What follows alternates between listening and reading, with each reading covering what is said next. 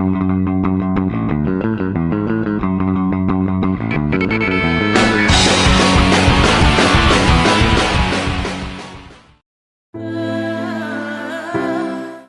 everyone, welcome back to Immediate Movie Reactions. I'm here after saying It Ends With Us, and I'm realizing now that it kind of looks like I'm in a prison yard, but I am not. I'm right outside of the movie theater. This movie is based on a book by Colleen Hoover, I believe is the name of it. I have not read it. It does star Blake Lively and Jenny Slate. Baldoni? Someone Baldoni, Justin Baldoni, I think it is also star director of this movie. And Blake Lively is amazing. Like, she's so good. Jenny Slate, like, not Lisa Marie Saperstein anymore, or is it Anne Marie? I think it's Lisa Marie. And I think could possibly be up for, there's going to be discussion about Best Supporting Actress, even though she does kind of get written out toward the latter part of this movie, unfortunately. And honestly, like, so I came into this movie with the intention of maybe having to do two different reactions, right? The first reaction as my own, how do I feel about this movie? Because this movie is not for me. This movie was not written for me. This not directed toward my demographic. And then I thought, I'm going to have to do that. And then I'm going to have to do the one that maybe won't lose my entire audience, where I'm a little more honest about the filmmaking and all that sort of thing. Because, so here's the thing. I took my wife to see the Dirty Dancing re-release 35-year anniversary or whatever, and there's this scene, very dramatic, very, very deep, heartfelt scene where Baby and Johnny are in his cabin, and he says something about how brave she is, and she says, I'm afraid that I'll never feel anywhere in my life the way I feel when I'm with you, or something like that. And because I'm an asshole, I broke out laughing, could not stop laughing, felt so bad, and I knew I was doing wrong. I knew I was wrong. I knew I was the bad person, and I was ruining this experience for everyone. So that's what I came into this movie feeling like. This was going to be a Lifetime movie original. This was not going to be, even though I enjoyed Gone Girl, I enjoyed Girl on the Train, I thought this is not going to be it. This is going to be cheesy. I'm going to have to control my laughter. And I will say, up until the very end, I did not feel like laughing at all. Even though there are some scenes that are funny, there's some very heartfelt moments, and that's all great. There are a couple lines and scenes at the end of this movie where it goes into more of the traditional Notebook, Ryan Gosling running across a beach with a white horse or whatever the hell it is. But I would say up until that moment, I quite enjoyed this movie. Not only, I think it's brilliantly filmed. It's so well done.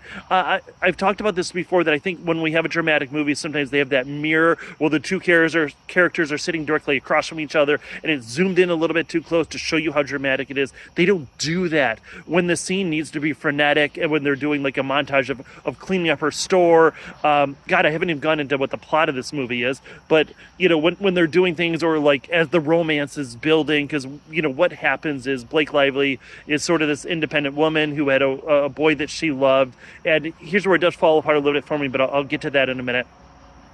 And then she grows up, and they're apart from each other, so she meets this other guy as she's starting her own business. Her name is Lily Bloom. Cheesy. And I was like, right at the beginning, I was like, God damn it, I can't believe they're going to do that. But they do make it kind of funny. Like, they make a joke out of it. They make it sort of make sense within the context. And Lively is amazing, and you feel for her, and you feel for the character, and I think that's what they do. The pacing of this is really good. The one issue I would have is, by the time you get to hour 3 or 4 of this movie, it's not that long, it just kind of felt like that.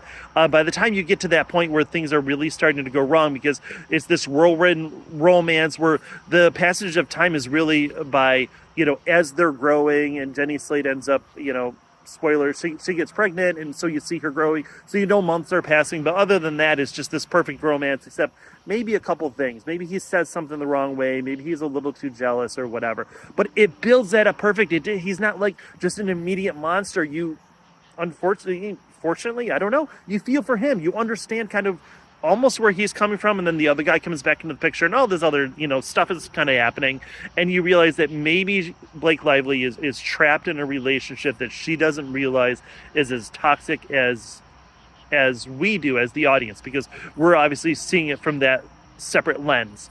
And I thought it was going to go into the, like, will she or won't she? Is she going to be with this guy or that guy or whatever? And they don't really do that very much. And I think that's absolutely fantastic.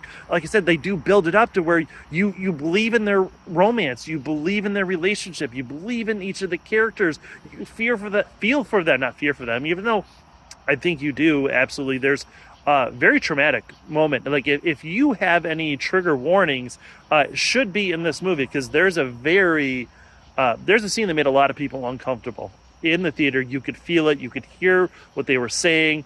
And I think that's where this movie really won it for me, is just understanding the characters and wanting and rooting for them and liking them. And I thought that was absolutely fantastic. I was ready to say, like, God damn it, I don't need more, just rich people having rich people problems, and they never have to worry because, like, of course he's a neurosurgeon or whatever. But they even kind of have that make sense.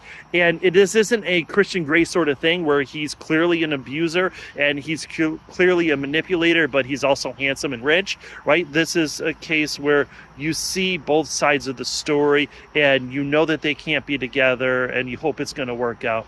And I thought overall this was absolutely a fantastic film, and I honestly, I think I would highly recommend it. It's a good soundtrack too. So see it, stream or skip it, see it.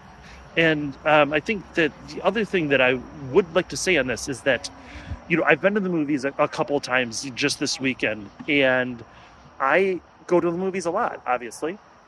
I have never seen a movie this packed day after day, right? We came on Thursday to see Borderlands. There has not been a movie this packed since Barbie. And so what are we missing? Because I go to see all these other films, and sorry, someone just started their car right next to me.